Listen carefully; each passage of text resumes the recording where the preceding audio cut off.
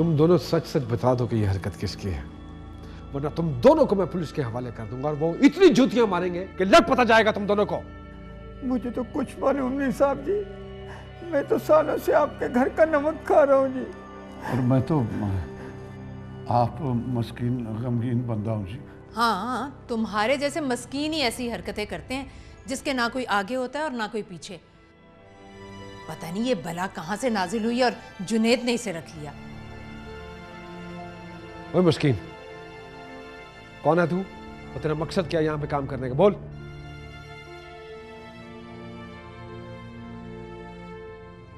पापा,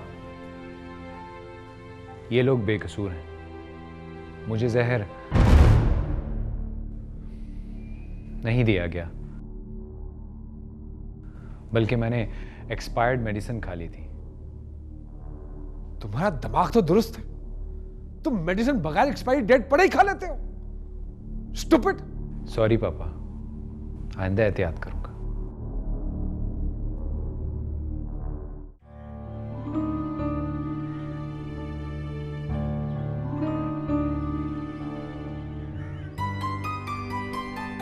हाँ बेटी, औरत का असल घर तो उसका ससुराल ही होता है। अब जैसे भी है गुजारा करो। इज्जतदार लोगों को तो पांव तले अंगारे रखकर भी मुस्कुराना पड़ता है। कभी कभी औलाद की गलती माँ बाप को भुगतनी पड़ती है और कभी कभी वालिदैन के गलत फैसलों की वजह से औलाद को मुस्कुराकर भी अंगारों पर चलना पड़ता है। हाँ बेटी, मैं तुम्हारी गुनाहगार हूँ। माँ बाप के फैसले गलत हो सकते हैं, लेकिन उसमें कोई बदनीयती नहीं होती। मैं सोच रही थी कि जितनी चाह से उन लोगों ने ये रिश्ता मांगा है, उतनी चाह से वो इसको निभाएंगे भी। अब देखो, तुम्हारे बाप की इज्जत का सवाल है बेटे। लोग क्या कहेंगे कि इमाम मस्जिद की बेटी अपना घर न बसा सकी, और ये कि इतने बड़े घर में उसे तकलीफ क्या थी। बेटा, खामखा की बातें बनाएंगे लोग।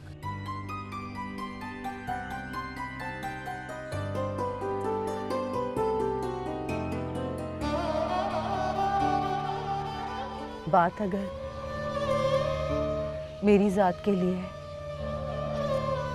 तो मैं आप लोगों की इज्जत की खातिर कांटे खाकर अंगारों पर भी सो सकती थी। जाहिद जमाल का जानवरों जैसा सलूक बर्दाश्त कर सकती थी।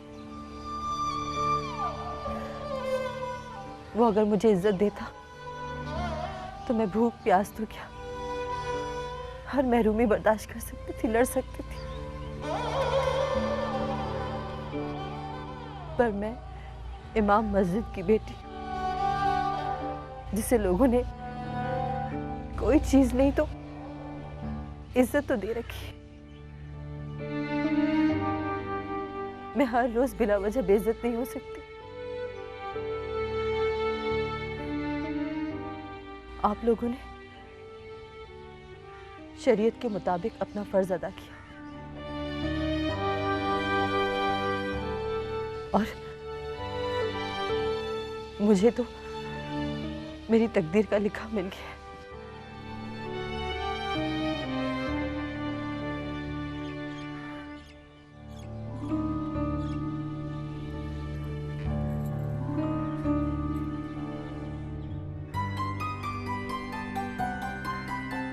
कखों हौली हो गई हूं मैं। मुझे झाड़ू के तिनकों की तरह गंदा मत करे मुझे इतना मजबूर के एक इमाम मस्जिद की बेटी के मुंह से कुफ्र निकल जाए।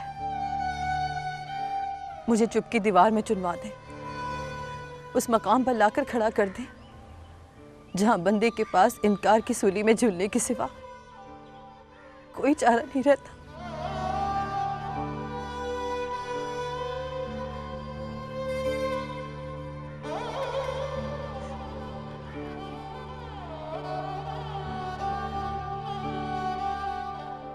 देखो सादिया बेटी, सब वालिदैन की यही ख्वाहिश होती है कि उनकी औलाद खुश और खुशहाल हो, लेकिन इसके बावजूद उनसे भी जल्दबाजी और जज्बात में गलत फैसले हो जाते हैं। इसलिए सादिया, मैंने तुम्हारे बारे में बड़ा गौर किया है बेटी।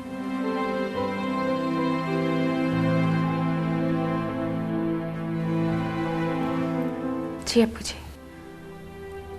आपने कभी भी मुझे अम्मी की कमी महसूस नहीं होने दी, ना ही मेरी किसी ख्वाहिश को कभी रद्द किया। अब्बू जी, आप जैसे तो बहुत कम बाप होंगे जो अपनी बेटी के हर मामले पर एक बाप बन के नहीं बल्कि दोस्त बन के सोचते और समझते हैं। आज तुम्हारी खुशी की खातिर सादिया बेटी, मैं पहली बार अपने मिजाज और अपने समाजी रिवाज के खिलाफ मास्टर ज़ीशान के घर गया था, लेकिन सादिया बेटी, उसने तुम्हारे साथ शादी से इनकार कर दिया है।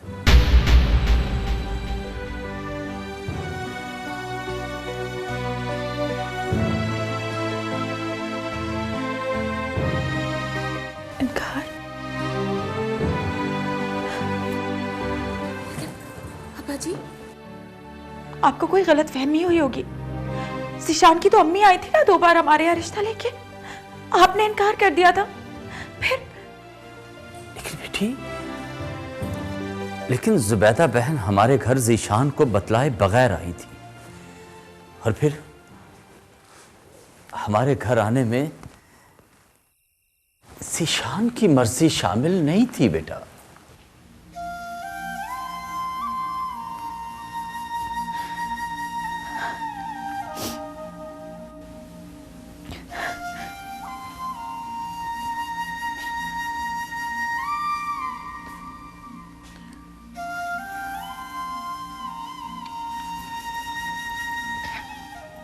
मुझे माफ कर दे अब्बू जी, मेरी वजह से आपको इतनी ज्यादा शर्मिंदगी उठानी पड़ी।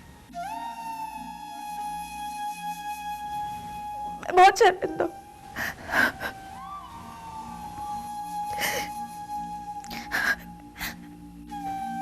लेकिन मुझे फख्र है इस बात पे कि आप मेरे अब्बू जी हैं और आप जैसा कोई नहीं।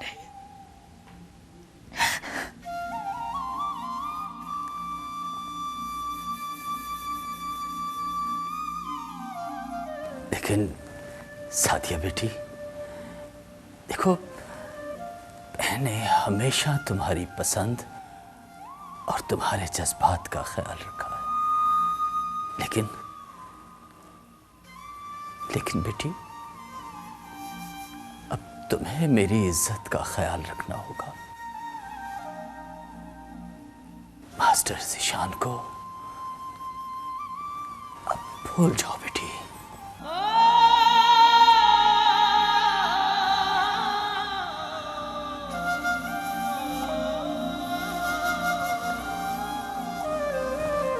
भूल जाओ।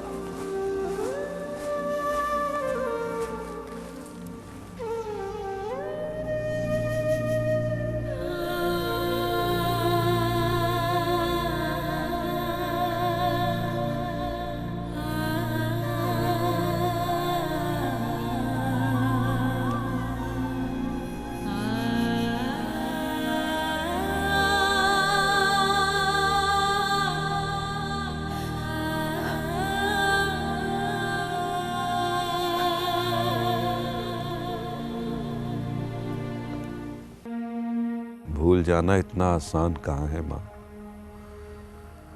जिनसे प्यार किया जाता है वो गाफिल कहाँ होने देते। भुलाए तो वो भी नहीं जाते जो मोहब्बत के बावजूद धोखा दे जाते हैं, बेवफाई कर जाते हैं। बेटा, तुम शायद एक माँ के जज्बे को समझ नहीं सके,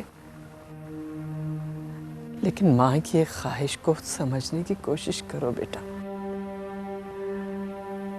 हमारा का सुख तो मेरी किस्मत में नहीं था। मुझे अपनी खुशियां तो देखने दो। मैंने कब इनकार किया है माँ? मैंने तो हमेशा आपकी छोटी छोटी खुशियों के आगे सर झुकाया है। पर मैं क्या करूं? ऐसे रिश्ते का क्या फायदा माँ, जो मुझसे मेरी पहचान छीन ले? अगर मैंने स्कूल मास्टरी छोड़नी होती तो उस वक्त छोड़ता जब मुझसे मेरी चांदनी छीन कर मुझे अंधेरों में धकेला जा रहा था। आंखों की रोशनी छिन जाने के बाद घर में चरागां का क्या फायदा माँ? अंधे के लिए दिन रात एक जैसे होते हैं। माँ अंधी भी हो जाए बेटा, और उसे अपने बच्चों के घर का अंधेरा उजाला नजर ना भी आए, तो उनके चूल्हों में जलती हुई आग की तपिश को वो महसूस कर सकती है बेटा। ठीक है, आप यही चाहती हैं ना? मैं स्कूल मास्टरी छोड़ दूं, कहीं क्लर्क या पटवारी लग जाऊं? मैं आपकी खुशी के लिए ये करने को तैयार हूं। नहीं बेटा नहीं, मुझे तो तुम्हारे स्कूल मास्टर होने पर फख्र है बेटे। अरे बेटा, मैं तो वो तमाम दुख दर्द तकलीफें सब भूल जाती हूँ जो मैंने तुझे पालने पोसने और बड़ा करने में बर्दाश्त की हैं। तो फिर उस अंधेरे से क्यों घबराती हो माँ, जो हमेशा चिराग तले होता है? या शायद उस वक्त तक रहेगा जब तक इस मुल्क में बदनीयती से बनाई गई आखिरी पॉलिसी तब्दील नहीं होती।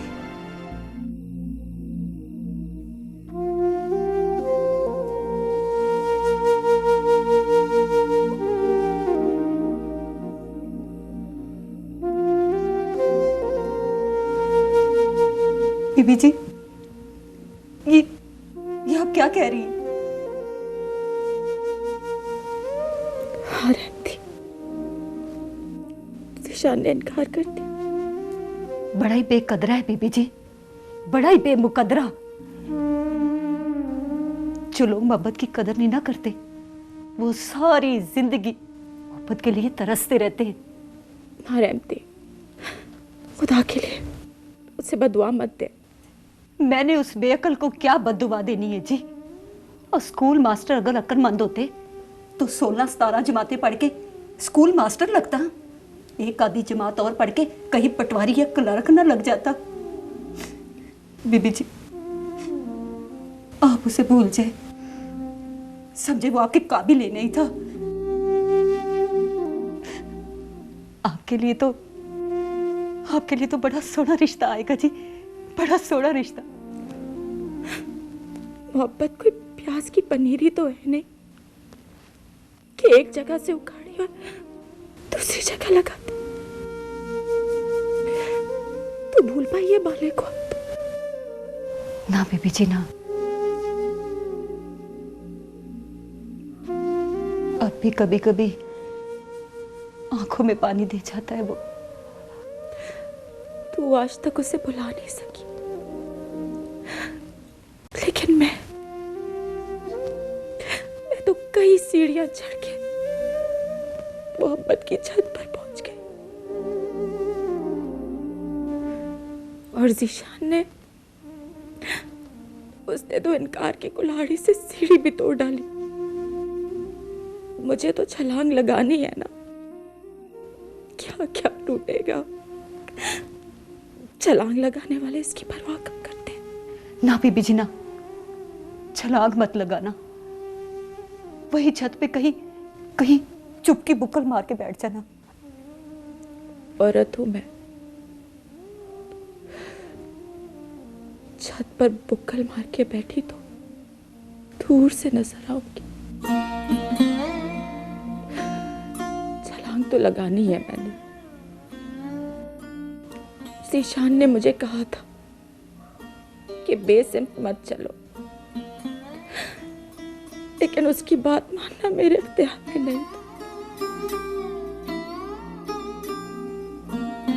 लेकिन अब मैं कोशिश करूंगी कि छलांग देखकर लगाऊं, हड्डी टूटे या पसली, बस तू दुआ कर मेरा ये गिरना उसके काम आ जाए किसी तरीके से भी। मैं उसकी हूं और बस उसी के नाम पर कुर्बान हो जाऊं।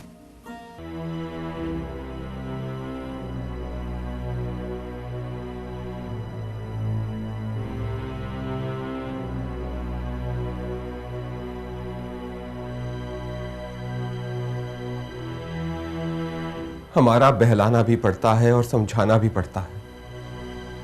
जब आपका जीवन साथी भटक रहा हो तो आपको दुख भी होता है। ये सब किताबी बातें, और अक्सर किताबें नाकाम लोगों ने लिखी हैं, जिन्हें खुद कुछ नहीं मिलता वो दूसरों को नसीहत करने बैठ जाते हैं। देखो, मैं तुम्हें नसीहत नहीं कर रहा, जिंदगी की हकीकत समझाने की कोशिश कर रहा हूं। हमने घर से भागकर शादी की है, हम उन कदमों पर वापस लौटकर नहीं जा सकते, हम अपने गांव वापस नहीं जा सकते हमारा। और फिर तुम अकेली क्या करोगी? तुम्हें किसी ना किसी सहारे, किसी ना किसी पनाहगाह की जरूरत होगी। मेरी तो समझ में नहीं आ रहा कि तुमने ये बात कर कैसे दी।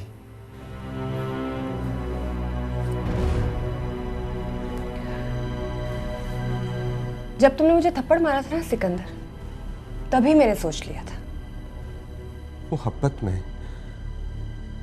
मोहब्बत और लड़ाई में क्या कुछ नहीं हो जाता हमारा, लेकिन इसका यह मतलब हरगिज नहीं है कि तुम इतना बड़ा फैसला ले लो।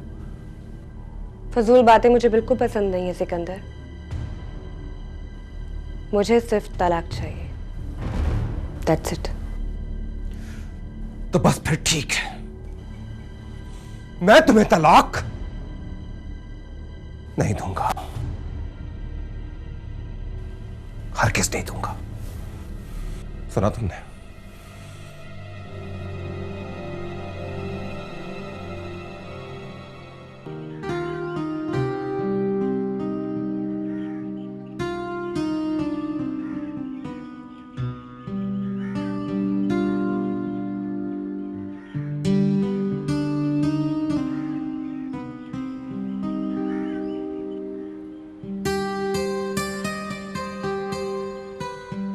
कब तक यूं ही देखते रहोगे? जब तक ढल नहीं जाती। क्या ढल नहीं जाती? ये दोपहर, जवानी या उम्र? मोहब्बत का इन तीनों चीजों से कोई ताल्लुक नहीं। मैं तो उस घड़ी की बात कर रहा हूं जो आज की मुलाकात की आखिरी घड़ी होगी। मैं तो उस घड़ी के ढल जाने की बात कर रहा हूं जब तुम चलते चलते आंख से ओझल हो जाओगे। और उसके बाद? उसके बाद ही तो असल मुलाकात शुरू होती है। इंसान अपने महबूब से वो बातें करता है जो उसके सामने आते ही भूल जाता है। मैं तुम्हें याद दिलाती हूँ कि तुमने क्या कहना है। पूछो, क्या पूछना है तुमने? मैं तुम्हारी सारी बातें सुनना चाहती हूँ ज़ीशान। तुम्हारे सामने बैठकर सारे लम्हे गुजारना चाहती हूँ। जिंदगी की उस घड़ी के ढलने तक जब इंसान की आंखें पथरा सी जाती हैं, सांसें साथ छोड़ने लगती हैं और दिल की धड़कनें मध्यम पढ़ते पढ़ते रुक सी जाती हैं। आज अपने दिल की सारी बातें कह दो ज़ीशान, ताकि तुम्हारे दिल का बोझ हल्का हो जाए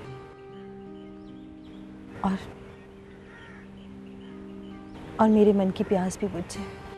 तुम्हें पता है मोहब्बत में सबसे ज्यादा तकलीफ और दुख अपना नहीं होता, बल्कि उसका होता है जिससे मोहब्बत की जाए।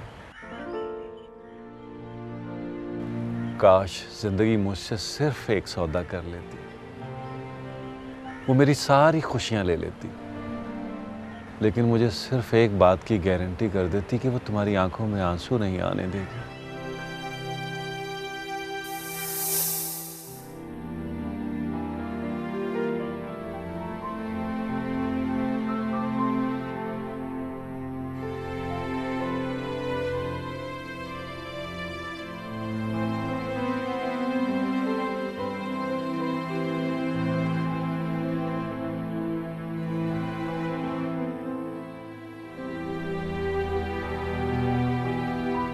जिंदगी कहाँ सौदे करती है।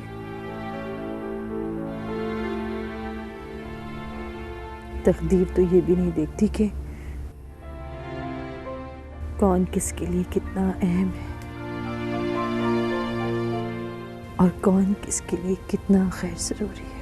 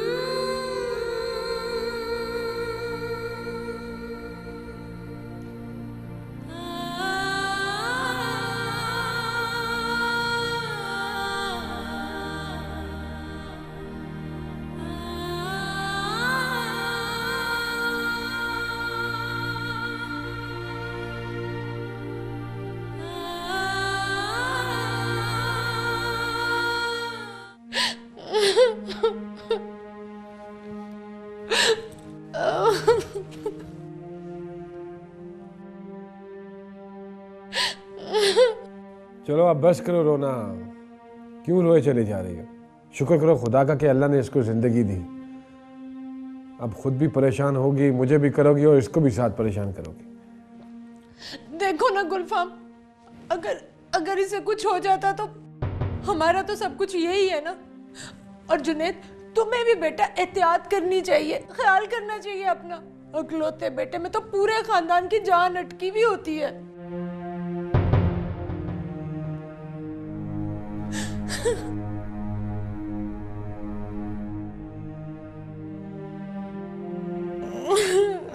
क्या देख रहे हो मेरी तरफ? क्या देख रहे हो? ठीक कह रही है माँ तुम्हारी। औलाद वालिदैन के लिए क्या होती है, इस बात का अंदाजा तुम्हें उस वक्त होगा जब तुम खुद बाप बनोगे। घर से लेके इमरजेंसी तक, और उसके बाद जब तक डॉक्टरों ने ये नहीं कह दिया कि तुम्हारी जान को कोई खतरा नहीं है, मुझ पे क्या बीती है। अगर मैं तुम्हें बताना शुरू करूं तो अल्फाज हाथ जोड़ के माजरत कर लेंगे। और मुझे तो अपना खून ही खुश्क होता महसूस हो रहा था। रो रो के पागल हो गई थी ये।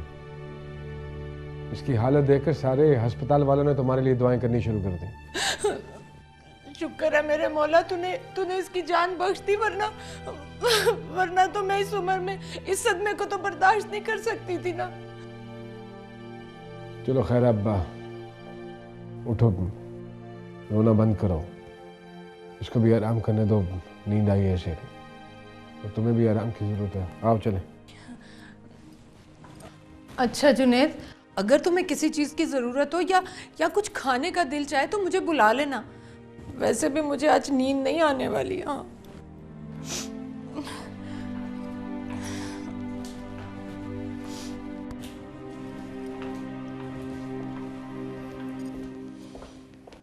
हर मोड़ पे मिल जाते हैं हम दर्द हजारों,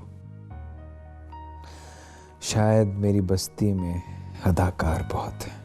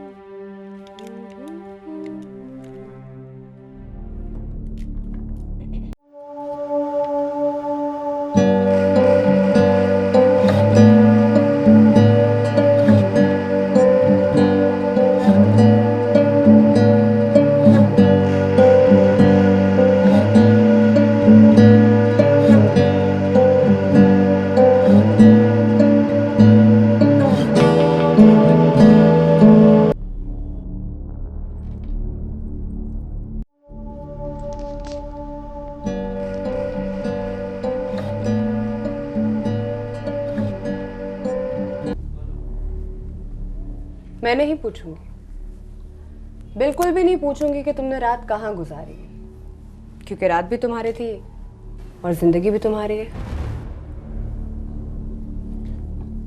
लेकिन मैं तुमसे जरूर पूछूंगा। तुम जब जब लेट आओगी मैं तुमसे पूछूंगा कि तुम कहाँ थी और क्यों थी। But why? हमारा मैं तुम्हें समझाना चाहता हूं कि मर्द और औरत में क्या फर्क है।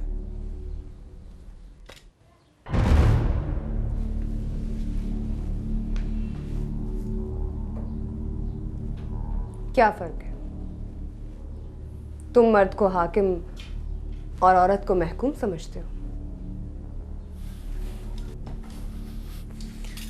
जब एक इंसान किसी दूसरे इंसान की बात को समझना ना चाह रहा हो, तब ऐसी फजूल बातें उसके दिमाग में आती हैं। हमारा मैं सिर्फ तुम्हें इतना समझाना चाहता हूं कि एक मर्द के रात भर गुजारने और एक औरत के ऐसा करने में कितना फर्क होता है। देखो, मर्द एक ऊनी कंबल की तरह होता है जो गीला होने के बावजूद दूसरे को खुश्क और गर्म ही नजर आता है, और जबकि एक औरत रेशमी चादर की तरह होती है जो कि शबनम की एक बूंद गिरने से दूसरे को मैली भी नजर आती है और गीली भी। मेरे इरादे तुम्हारे रात घर रहने से या बाहर रहने से या तुम्हारी ये शायराना मिसालें देने से बदलने वाले नहीं है। पता है क्या, मैं इस हफ्सदा घर में नहीं रह सकती। हाँ, तुम मेरे साथ रह सकते हो, लेकिन तुम्हें ये वेट्री छोड़नी पड़ेगी, ठीक है? खर्चा पानी तो तुम्हें मिल जाएगा। Take care. हमारा मेरी बात सुनो। हमारा पागल मत बनो। ना मैं खुद इस हद तक गिर सकता हूं और ना मैं तुम्हें गिरने दूंगा, समझी तुम? मैं तुम्हें पहले भी बता चुकी हूँ सिकंदर, शायद तुम भूल रहे हो। जिस ख्वाब की खातिर, जिस ख्वाहिश की खातिर मैंने अपना गांव, अपना घर बार छोड़ा है, अपनी बूढ़ी माँ को छोड़ा है और अपने भाइयों की इज्जत खाक में मिलाई है, वहां मैं तुम्हें भी छोड़ सकती हूँ। हमारा I am getting late darling.